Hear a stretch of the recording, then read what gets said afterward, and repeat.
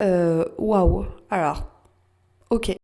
Bonjour tout le monde, on se retrouve dans une nouvelle vidéo dans laquelle je vais vous donner mes conseils par rapport à vos histoires. Donc c'est totalement anonyme. Donc voilà, j'ai quelques histoires, je les ai ici sur mon ordinateur, c'est pour ça que je vais souvent regarder de ce côté-là. Je vais essayer de vous conseiller le mieux possible, de vous donner des solutions. Je n'ai pas la science infuse, donc voilà, c'est par rapport à moi, mon expérience, à ce que je pense moi. Si vous avez des choses à rajouter, à nuancer, etc., vous pouvez les noter en commentaire. Restez juste bienveillant envers les personnes à qui cette histoire arrive. Si vous aimez ce concept de vidéo, laissez directement un pouce en l'air, comme ça je le saurai, je pourrai en faire d'autres. Et pour me raconter vos histoires, c'est sur Instagram que ça se passe. Vous m'envoyez un message privé sur Instagram en me précisant au début bien entendu que c'est pour les vidéos où je vous conseille. Et je les prendrai, j'y répondrai pour les prochaines vidéos. On commence donc de ce pas avec la première histoire que je vais vous lire. Alors, ça fait 1 mois que je suis en couple avec un mec. Le problème, c'est qu'il est en Tunisie et moi en France. Donc déjà, relation à distance. Mais je l'aime énormément, mais ça fait 1 semaine où il a pris ses distances avec moi. Et hier, il m'a dit qu'il voulait arrêter la relation, accusé de ma cousine qui lui a envoyé un message en lui disant de s'éloigner de moi. D'accord, mais je l'aime beaucoup, j'ai essayé de lui faire comprendre que moi je l'aime et qu'il n'écoute pas ma cousine, mais il veut pas m'écouter, je suis à bout, je sais plus quoi faire, le laisser partir et au fond de moi ça va me faire mal. Alors si j'ai bien compris, ta cousine lui a envoyé des messages pour lui dire de s'éloigner de toi. Alors déjà, qu'est-ce qu'elle vient foutre son nez dans ton couple, ta cousine? Elle a pas du tout à faire ça. Hein. Et donc elle m'a renvoyé un message quelques jours plus tard. Bonsoir, désolée de vous déranger. Vous pouvez me tutoyer quand vous m'envoyez un message. Mais en fait, j'ai besoin d'un autre conseil. La même personne de l'autre histoire a décidé de me quitter sans raison. Et en plus, maintenant, il est en couple. Je sais plus quoi faire. Avec lui, je suis à bout. Ok, donc il a pris ses distances. Ensuite, il t'a quitté et il est à nouveau en couple. Bon. Clairement, ce genre de mec, alors je sais pas quel âge vous avez, je pense que vous êtes assez jeune, je le vois dans ta façon d'écrire. Honnêtement, t'as toute ta vie encore pour rencontrer des garçons, pour faire ta vie amoureuse. Ça faisait qu'1 mois que vous étiez ensemble, c'est assez pour s'attacher quand même, mais ça va, c'est pas énorme dans toute une vie. Donc franchement, à ta place, je passerais à autre chose. Si le mec il te quitte comme ça et je sais pas combien de temps après il est déjà en couple, à mon avis, c'est que la fille avec qui il avait déjà en vue quand il était avec toi, parce qu'on se remet pas en couple aussi rapidement si on connaît pas la personne avant, quoi. Enfin, je sais pas si tu arrives à comprendre ce que je veux dire. Donc, je pense que tu devrais juste laisser tomber, arrêter de lui parler, bloquer son numéro parce que peut-être qu'un jour il décidera de revenir vers toi et c'est pas une bonne idée. Donc voilà, prends tes distances toi, prends du recul, profite de ce confinement pour faire des choses pour toi en fait tout simplement, pour te concentrer sur toi. Il y a que toi qui peux faire ton propre bonheur, hein, le bonheur ne dépend pas des autres. Et franchement, laisse tomber, passe à autre chose. Ce mec, il en vaut pas la peine. S'il est déjà en couple, s'il écoute ce que dit ta cousine, qui prend ses distances parce que quelqu'un lui dit de le faire, c'est pas quelqu'un qui... Alors, je dis pas que c'est pas quelqu'un de bien parce que je le connais pas, mais ça sent pas bon, tu vois. Déjà, ce genre de comportement, ça sent pas bon du tout. Donc voilà, à ta place... Je continuerai à faire ma vie, tu le vires de ta vie, tu n'y penses plus, tu passes à autre chose, ça va prendre du temps, t'es triste et c'est tout à fait normal et t'as le droit d'être triste et je te conseille de ressentir à fond cette douleur comme ça, hop, une fois qu'elle est passée, c'est passé. Et par contre, ta cousine, faut qu'elle arrête de se mêler de tes relations comme ça, hein. Donc va falloir avoir une discussion avec elle. Déjà, qu'est-ce qu'elle fait avec le numéro de ton copain? Je vois pas, à moins qu'il soit ami de base ou je sais pas quoi, mais je vois pas pourquoi elle a le numéro de ton chéri.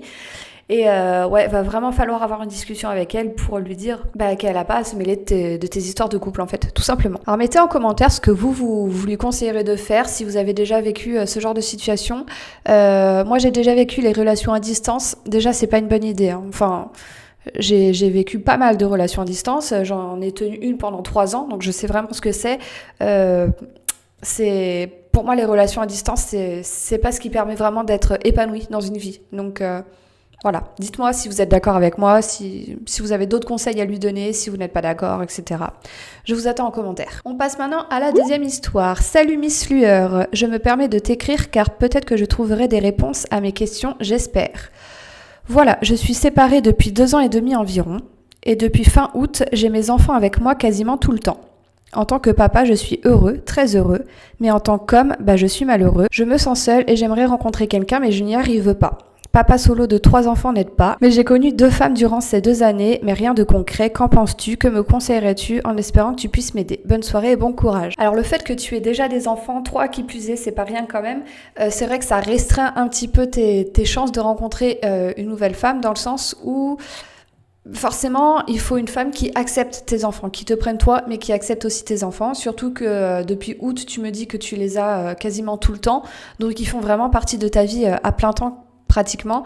Donc il va falloir une femme qui accepte cela, et c'est pas toutes les femmes. Alors déjà, ma question c'est du coup, est-ce que tu ne te serais pas endossé le rôle de papa en oubliant un peu ton rôle d'homme? Voilà, je sais pas à quoi ressemble ton quotidien, mais est-ce que tu prends du temps pour toi? Est-ce que tu te laisses la possibilité de faire des nouvelles rencontres? Pas forcément que via les applications. Alors les applications, je dis pas que c'est mal, hein. L'avantage pour toi des applications, c'est que tu peux assez rapidement parler de tes enfants. Dire dans la description, par exemple, que tu as déjà des enfants. Et du coup, forcément, les femmes qui viendront te parler ou qui accepteront de te parler, ce sont des femmes en connaissance de cause. Mais après, prendre le temps aussi de sortir, de voir du monde, de rencontrer des amis d'amis, etc. et d'agrandir son cercle, ça permet aussi de faire des rencontres. Et je pense que ça peut être de belles rencontres aussi. Parce que s'il y a un jeu de séduction qui commence avec une femme, ça veut dire déjà que tu lui plais physiquement. Et donc petit à petit, vous allez apprendre à vous connaître et c'est vraiment ta personne qui va l'intéresser.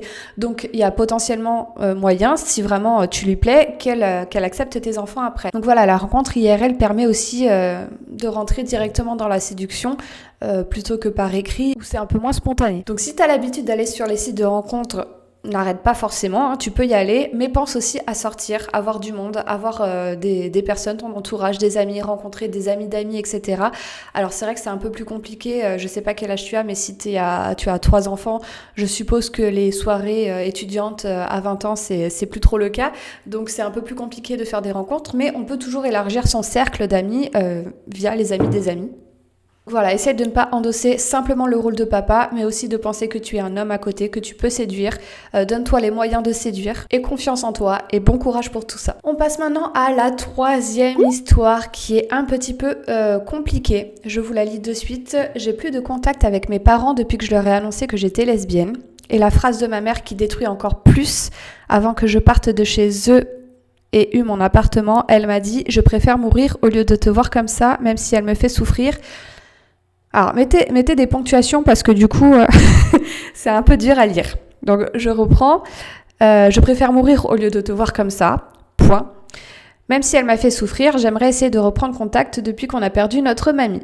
Visiblement, il y a encore certains parents qui vivent au XVIIIe siècle et qui n'acceptent pas l'orientation sexuelle de leurs enfants. Alors ça, c'est vraiment quelque chose que je comprends pas. Enfin, je sais pas, ton enfant, c'est ton enfant, et dire « je préfère mourir que te savoir comme ça », waouh. Alors... Ok. Alors déjà, tu as ton propre appartement, donc tu n'es plus chez tes parents. Visiblement, ta grand-mère est décédée il y a pas longtemps et tu aimerais reprendre contact avec... alors, je sais pas si c'est qu'avec ta mère ou avec tes 2 parents. Je ne sais pas non plus si eux te donnent des nouvelles parfois ou si tu as vraiment 0 contact. C'est assez compliqué quand même. Alors, ce que je te conseillerais, c'est déjà de téléphoner. Pas forcément de messages, pas forcément d'aller les voir non plus directement, mais d'appeler, de téléphoner. Je sais pas si ta grand-mère, c'était la mère de ton père ou de ta mère, mais voilà, de leur demander ou lui demander, admettons, puisque tu me parles beaucoup de ta mère, donc on va dire que tu parles vraiment de ta mère, lui demander comment elle se sent, si ça va, si elle tient le coup. Tu peux profiter du confinement pour lui demander si ça se passe bien, comment elle occupe ses journées. Et par rapport à ses réponses, tu vas voir si au bout de 2 minutes, elle te dit « j'ai pas envie de te parler » et elle te raccroche au nez. Voilà, si ça se passe mal, en fait, ce sera un peu à toi de prendre sur toi, de te dire, bon, bah, elle est comme ça, pour l'instant, elle ne veut pas changer, elle ne veut pas accepter, donc il faut que tu continues ta vie, en fait. Faut pas que tu restes bloqué à l'idée de reprendre absolument le contact avec tes parents.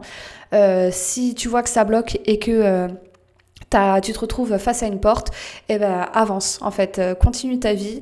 Je suppose que tu as des amis, que tu as d'autres entourages, donc concentre-toi sur ces personnes-là qui, elles, t'aiment pour ce que tu es, laisse, dans ce cas, tes parents revenir vers toi. Et si au contraire, au téléphone, tu vois que ça se passe bien, qu'elle te répond, qu'elle te demande toi comment tu vas, peut-être que tu pourrais lui demander, bah écoute, est-ce qu'après le confinement, je peux passer, est-ce qu'on peut manger ensemble, ou est-ce que vous voulez venir à l'appartement, je vous fais un petit plat.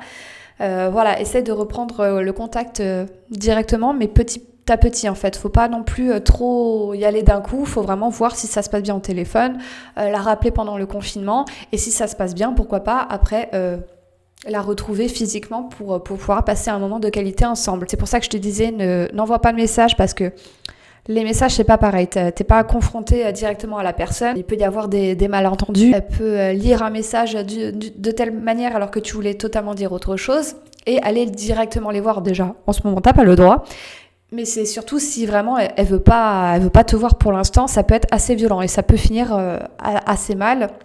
Donc commence par le téléphone, appelle-la régulièrement si tu vois que ça se passe bien, et petit à petit reprendre contact vraiment pour pouvoir après vous revoir. Essaie vraiment de prendre des nouvelles par rapport à ta grand-mère, comment elle se sent, etc. par rapport au confinement. Là, tu as une bonne raison en fait de pouvoir l'appeler pour savoir comment elle va.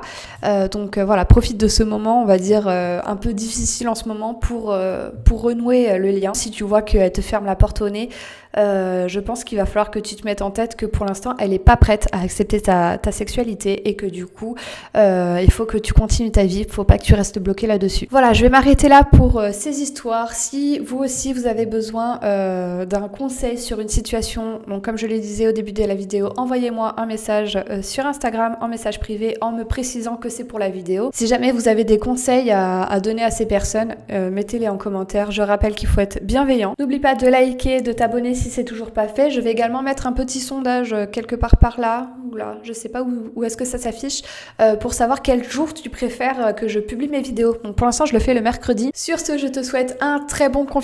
N'hésite pas à me suivre sur mes autres réseaux sociaux. Tous les liens sont en description. Instagram, TikTok. Je fais assez souvent des stories. J'essaie de publier du contenu assez régulièrement, quand même au moins une fois par jour, pour vous divertir pendant le confinement. Alors j'avoue que depuis que j'ai Animal Crossing, on me voit un peu moins. Sur ma chaîne d'ASMR, il y a 2 vidéos par semaine pendant ce confinement, le mardi et le vendredi à 20h. Je pense que je vais faire une vidéo sur Animal Crossing justement, mais en ASMR. Donc si tu es nostalgie de mon temps Animal Crossing, viens t'abonner sur ma chaîne. En plus, il y a plein de roleplay sur les séries. J'en ai fait une sur The Walking Dead, j'en ai fait une sur Charmed. Et hier soir, j'ai sorti un autre roleplay. Donc n'hésite pas à aller t'abonner à cette chaîne-là si tu as envie de te détendre. Je vous fais plein de gros bisous et je vous dis à très bientôt pour une nouvelle vidéo.